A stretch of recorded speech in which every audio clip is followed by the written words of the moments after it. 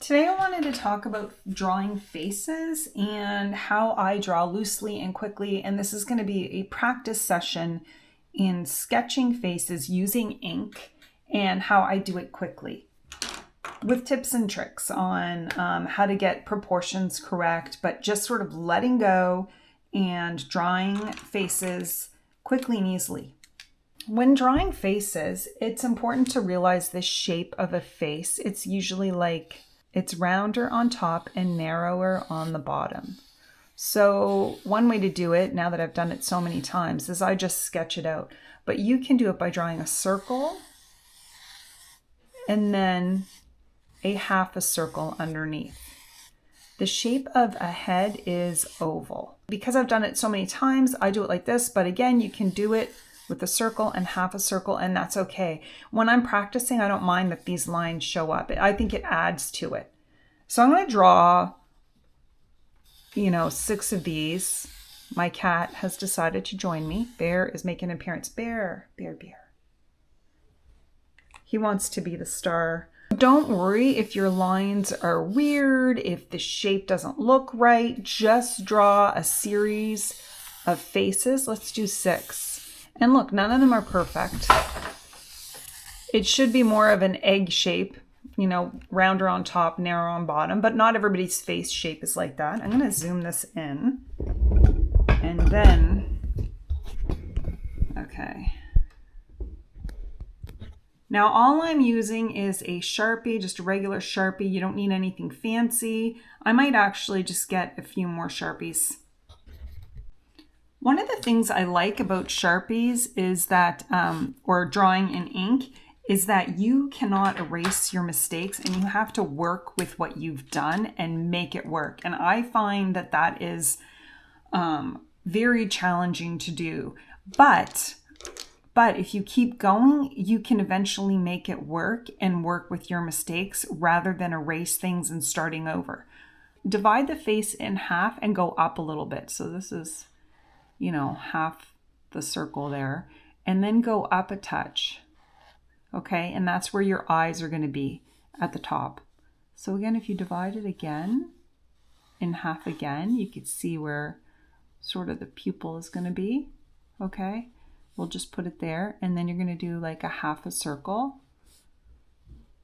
And unless the person's eyes are completely wide open, you don't see the whole circle of the eye because the eyelid sort of covers it. So those are the eyes. Then once again, this is the halfway mark, go down a bit and we're going to mark out where their nose is. And then again, go down half and mark out where their mouth is. Then do a little line. Now, if you come down like this, again, look, that middle of the eye, and you come down, that's actually where the mouth is supposed to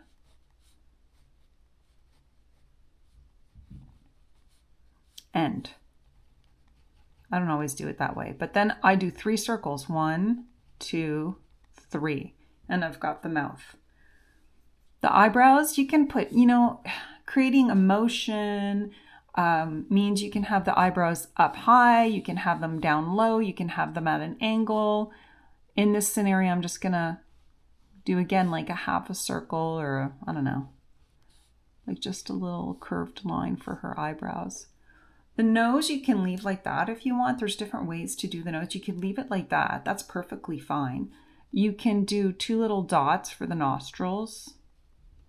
You could do a circle. I like to do a circle. And now I know, actually I think her lips should be up higher, but that's okay. Because I find this space between the nose and the mouth on this too wide. But again, you're going to work with what you've done. So I'm going to keep going. And a lot of times the eyebrows come down to the nose. There we go. So I've just mapped that out. Now you can color, I don't usually draw this bottom part. You can if you want, and you can even draw her eyelid if you want. It all depends on you and what you're trying to create. The ears, so I've drawn these 2 lines here. The ears are going to go right there.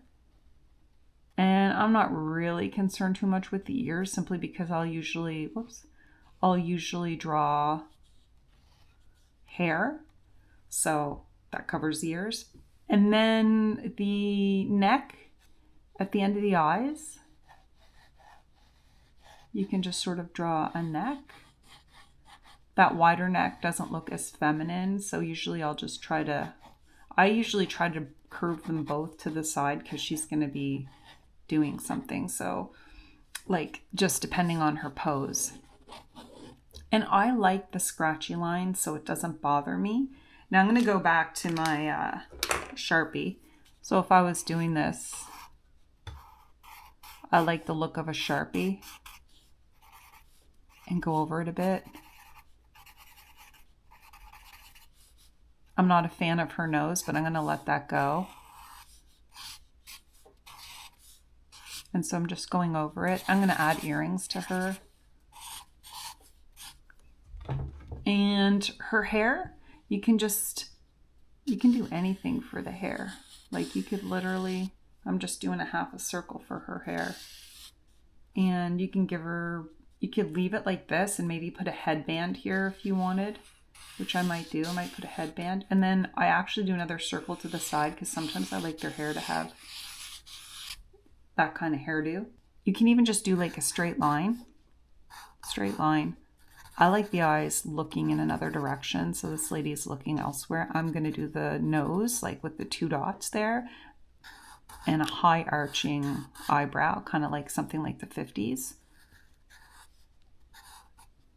And I'm not aiming for perfection. I'm creating kind of like just characters, if you will, just little characters. So I'm not going to care too much about, oh, is this perfect proportion? Because I don't do realistic drawings. I just do sort of cartoony type drawings, illustrations. I'm going to do her neck like this. And then I'm going to do, I got to back this up. Then I'm going to do a shoulder here. She's sort of like just posing with her shoulder. And then I'm putting some clothes on here, and I like to do just a bunch of lines to make that sort of come to life. Her hair can be, I'm going to start on the corner here, and I'm just going to do like some kind of wavy thing.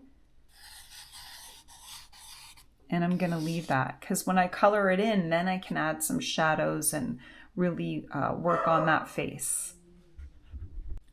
For this face here, I think I'm gonna like try to do her eyes shut a bit. Again, I'm just gonna do a little line to make her eyes look shut. And I'm gonna do sort of an eyebrow where she's kind of like a hat, like she's looking up, but her eyes are shut in a way. And I'm gonna throw in some eyelashes.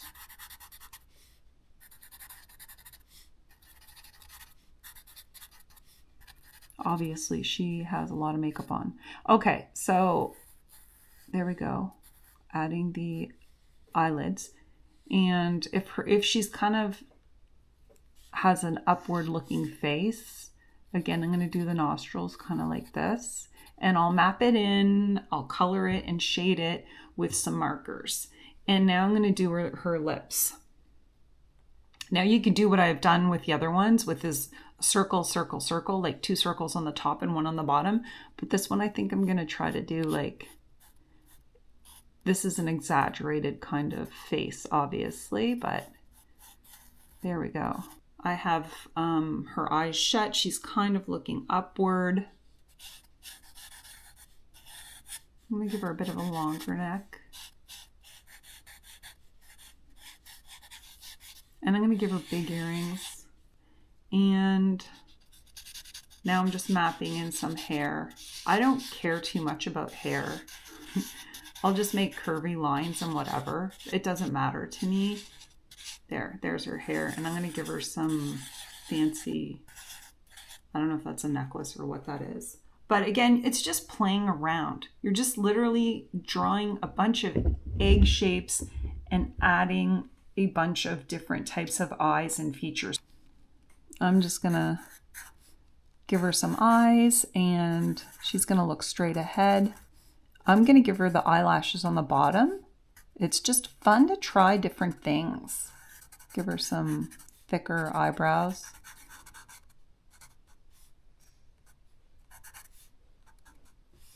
And I think for her nose, I'm going to do, because you could try different nose shapes, right? Don't keep everything the same, especially if you're just playing. Not everything's going to turn out perfectly. Now, like, I don't know how this looks, but you know what? I'm going to keep going. This one's a little bit much. But that's okay. Now what I notice here too is like I need to adjust the circle. I'm adjusting it.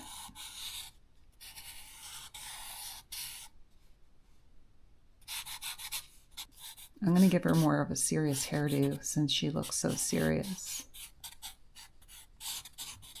And she's getting a short hairdo.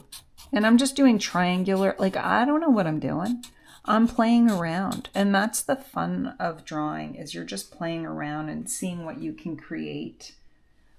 Draw a line, like a half curve. And by the way, the eyes, when you separate, they're usually like 1, 2, 3. So they should all be evenly spaced apart. So 1, 2, like I'll show you what I mean. 1, 2, 3, like 3 eyes, but there's only 2. But that one in the space should be the same size as these 2. That's how you keep them evenly apart. Okay, and now I'm going to give her smaller eyes than the other ones, and just the eyelashes on the end, and maybe thicker eyebrows. I'm going to do a circle for her nose, and I'll map that in after. If I do a straight line as well, I can then draw the lips once I do a straight line and a little curve for the bottom.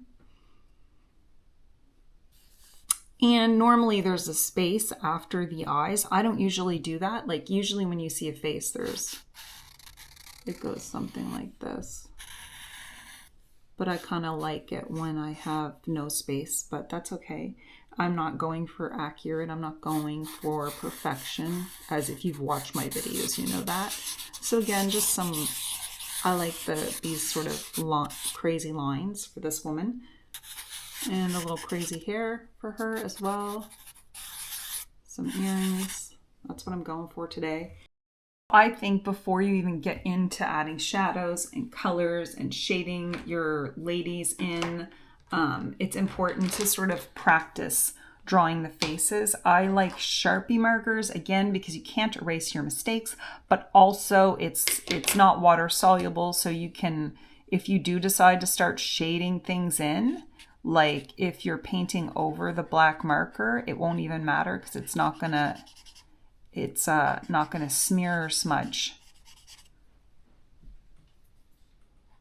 But you do have to practice first before you start practicing shading things in. I find first step for me was learning how to draw the faces.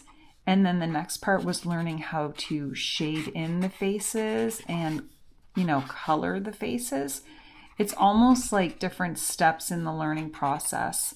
And I don't follow the rules when I'm creating, because for me, it just ruins the fun of it trying to be perfect. I like creating sort of weird little awkward, quirky faces, and that's just my joy in doing that quickly. So I don't think anyone should give themselves a hard time when they're drawing, and avoid trying to be perfect because it's boring. And just because you can draw exactly what you see, I don't know, it's not as interesting as it is drawing what comes from your heart.